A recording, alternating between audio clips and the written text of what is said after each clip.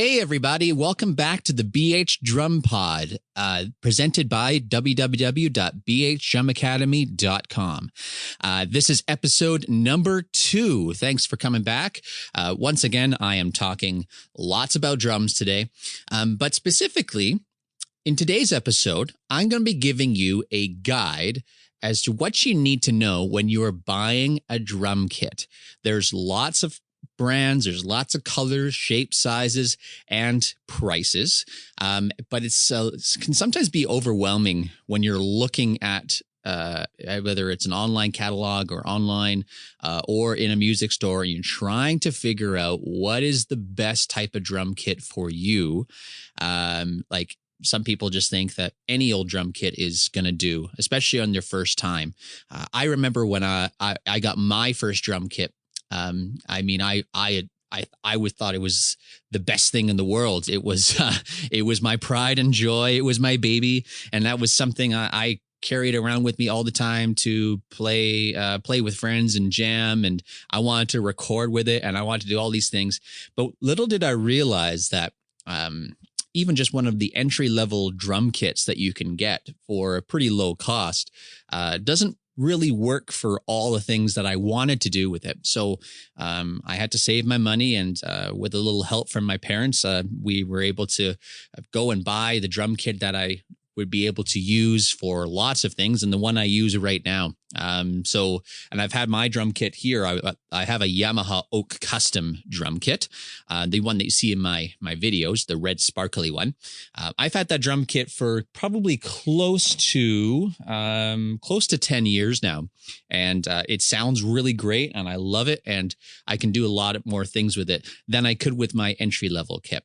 So I'm not asking everyone to go and buy a really expensive drum kit here, but I do want you to consider what you plan to do with the drum kit. So I'm going to give you a basic guide for what you need to think about and some things you want to consider when you're buying a drum kit. So this is for people who are maybe going to the store and have the money and they're going to buy their first drum kit ever. Or perhaps it could be also a guide for parents. I know there's lots of parents out there who are supporting their children by getting them involved in music. Good on you. And maybe you're thinking about getting a drum kit for maybe a birthday present or a Christmas present or something like that. And you kind of just, you know nothing about drums. You're like, what the heck do I buy? So this is going to help you, I think, be able to make some of these decisions that go with that. So let's get started. Now, the first thing I want you to think about when you are thinking about going to buy drums is you really have to understand what is the reason you are buying the drums. What's the reason you're actually going to buy the drums? Is it to play some shows or some concerts or gigs? Is it just going to be jamming with friends? Is it just a hobby or just a common interest, like something that'll stick in your house and you can just play it whenever you feel like it? Are you hoping to do some recording with the drum kit? Or maybe it's a combination of all the things I just said. It's really important to know that reason as to why you're buying the drums, because each of the reasons may steer you into different directions with what kind of drums and what kind of drum kits you want. And with the different types of drum kits, it'll also lead you with different brands, different styles, and one thing that probably matters to a lot of people is the different prices that each of these drums cost. So what's involved with buying the drums? Well, you have when you actually buy a typical drum kit, there is, of course, the actual drums themselves. Some people call them shells or the shell pack. Those are the typical like bass drum, snare drum, and the toms, your rack toms and your floor toms. So they call that the drum shells or drum kit. You have your cymbals and your stands that hold the cymbals.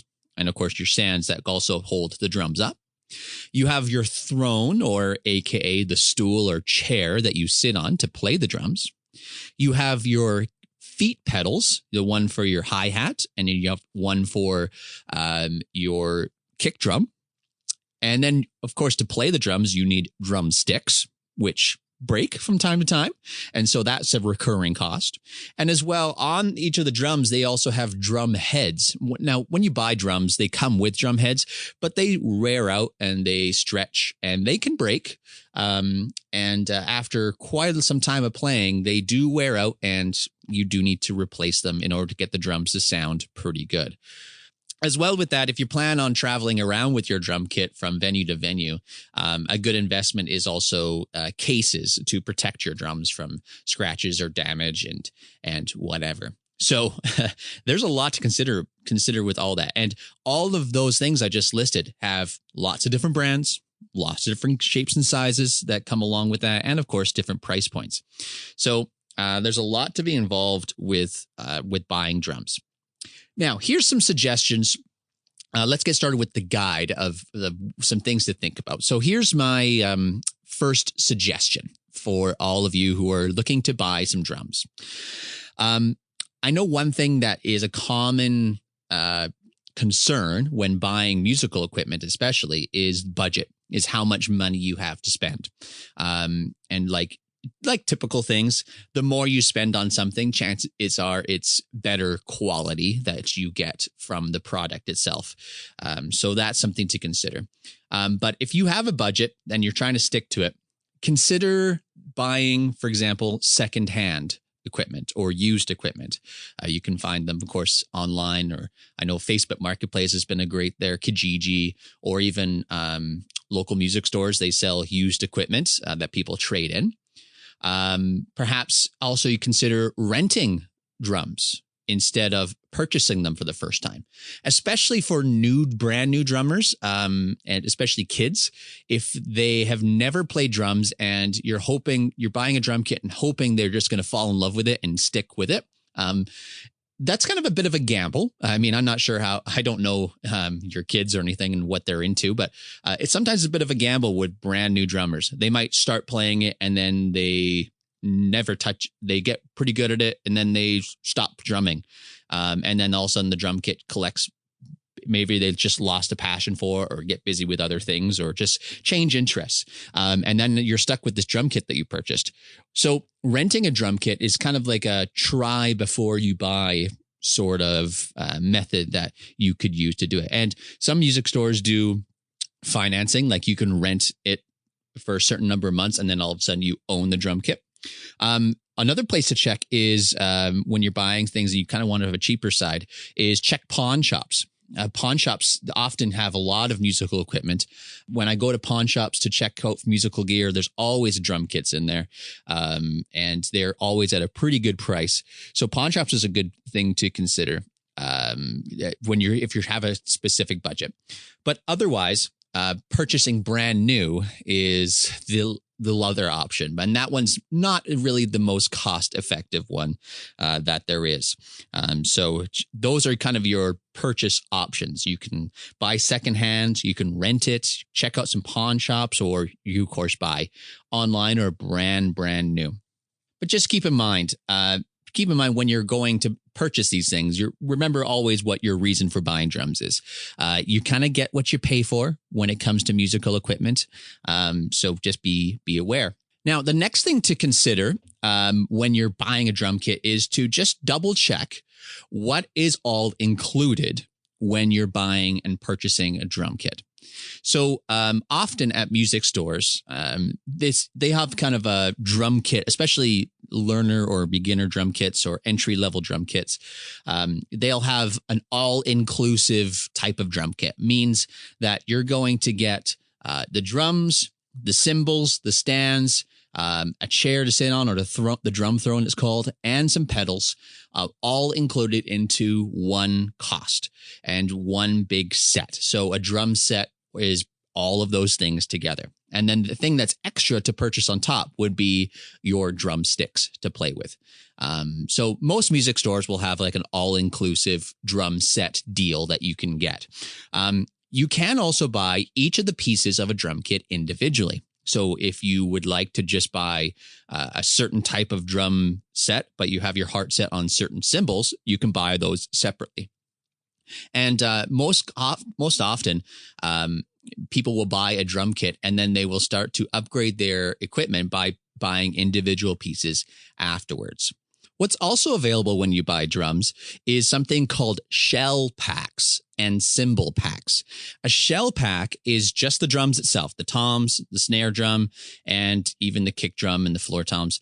All of that as just one piece. And then you can get cymbal packs as well, which is just usually one brand of cymbals or one model or line of cymbals that come in a pack. And they usually include hi-hat cymbals, a ride cymbal, and a crash cymbal.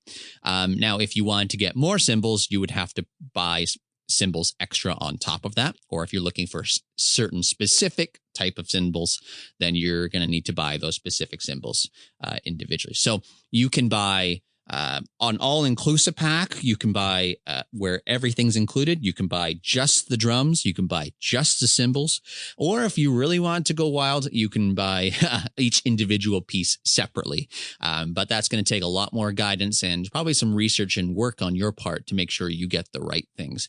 And generally speaking, if you buy a single item at a time, it does add up with cost. It does cost a little bit more in that sense. So just be aware of kind of what you're looking for and what you need. So now that you know what to buy, let's talk about what types of drum kits there are out there. So the typical types of drums, when you think of a drum kit, most people think of the type of drum kit you might see at a concert, whereas the big, huge things that are made of wood or acrylic, and they have lots of shiny cymbals and stands. So there is acoustic drum kits, and then there's also electric drum kits. So there's two different types of drum kits that I would steer you towards to think about purchasing. Now, I have both, and over the years, I've learned a bit of pros and cons towards each of them. So let's start with the acoustic kit, the kind of the normal or regular style drum kit that there. To me, an acoustic drum kit is the real authentic sound. This is the type of drum kit that I will play on stages for concerts, and also the type of drums that I would record with as well.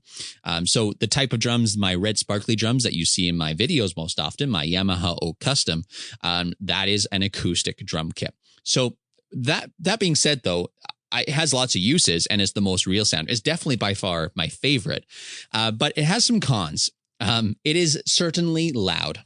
Drums are a loud instrument.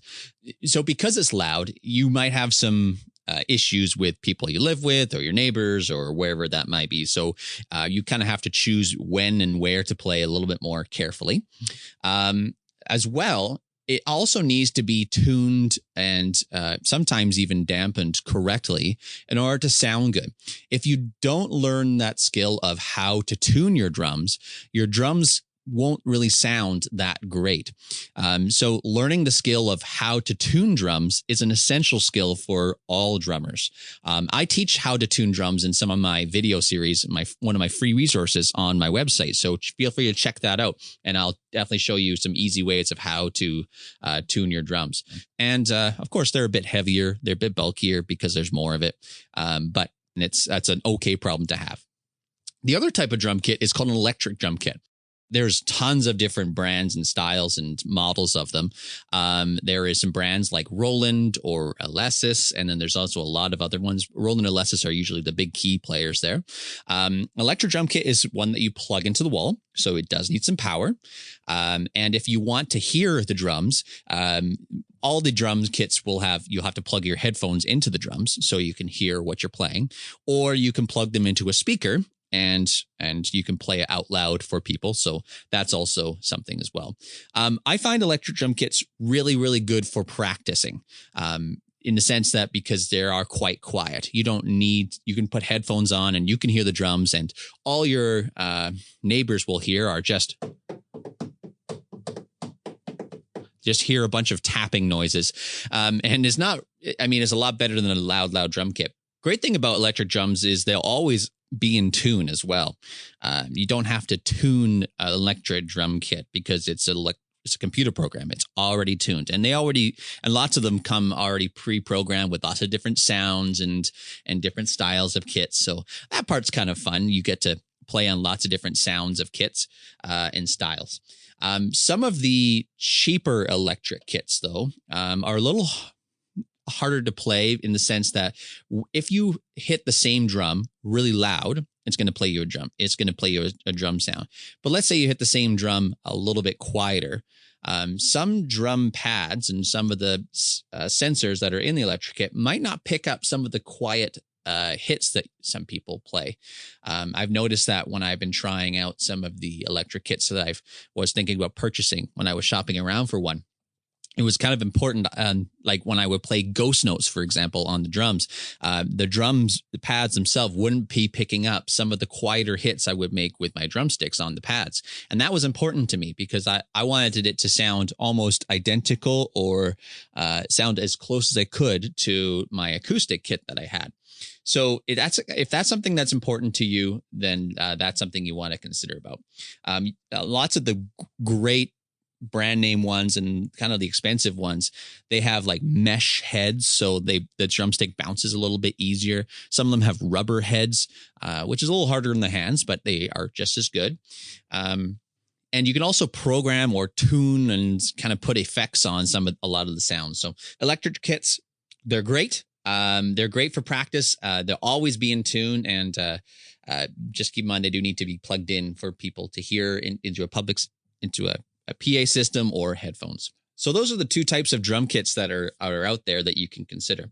Now there's lots of brands of drums that you can think about. If you are brand new to drums and you're just using it as a hobby or just jamming with friends, you can get any brand that you want to.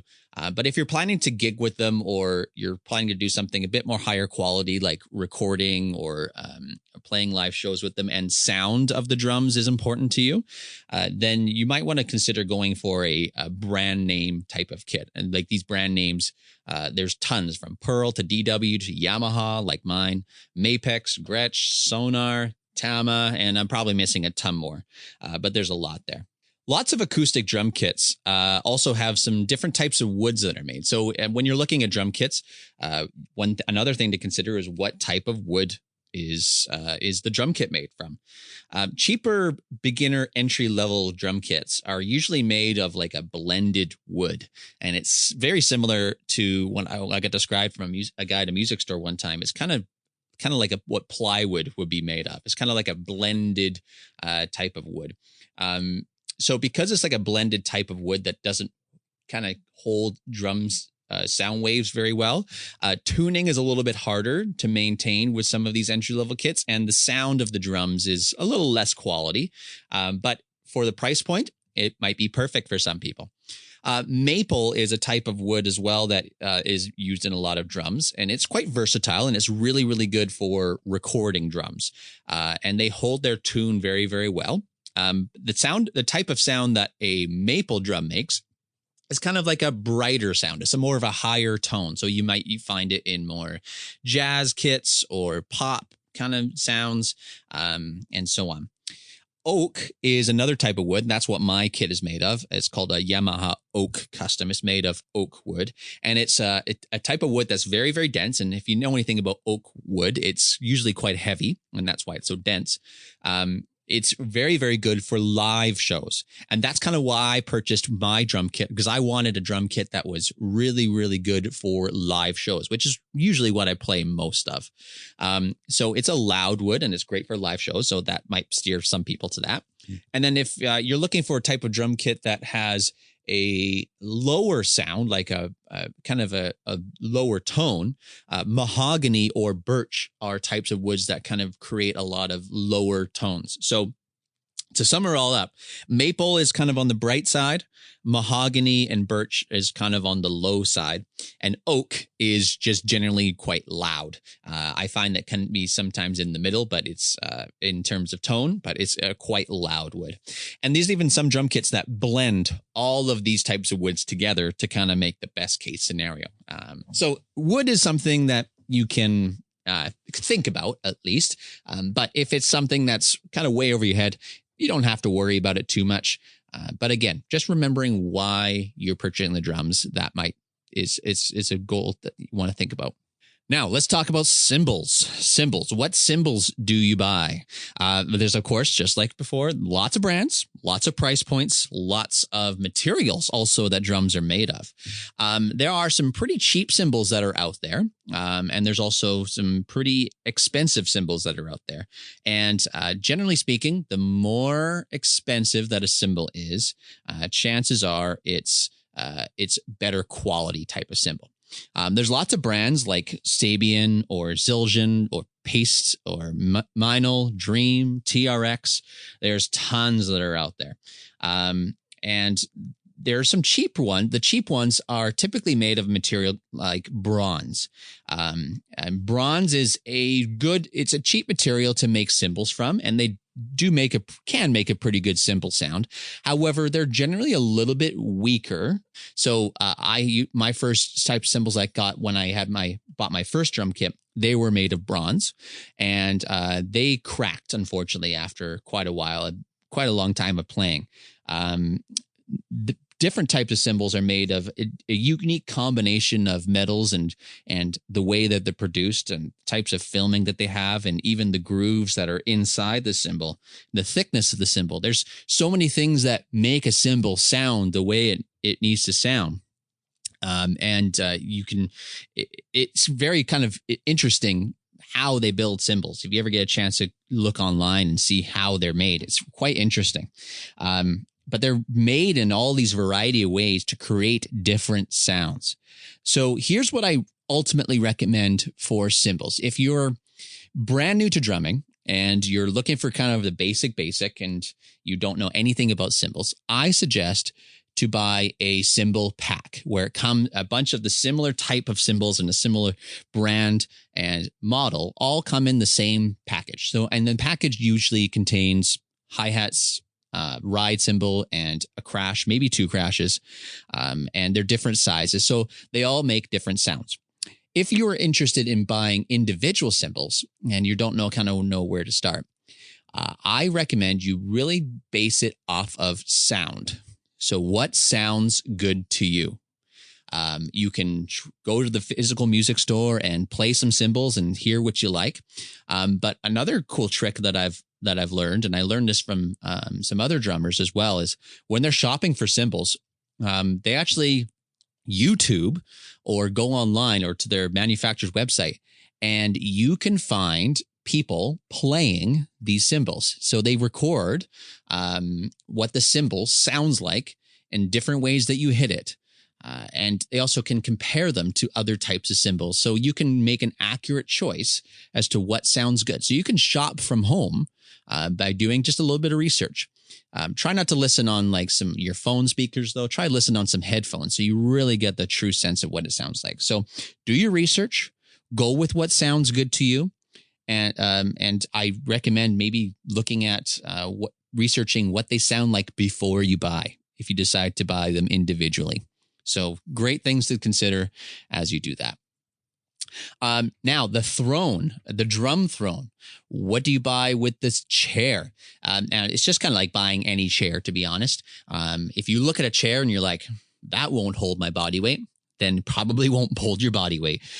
You should be the chair and the stool, the drum throne should be able to hold your body weight, and it should be able to be stable. It should also be built well. If it looks a little flimsy or there's kind of the adjustments that it looks like something that could be broken after some time, then chances are it might not be the best drum stool for that. So there is, of course, lots of sizes. There's for some kit for young people who have lots of body weight, their drum stools. There's wide ones, there's short ones, narrow ones, different shapes. So there's so many.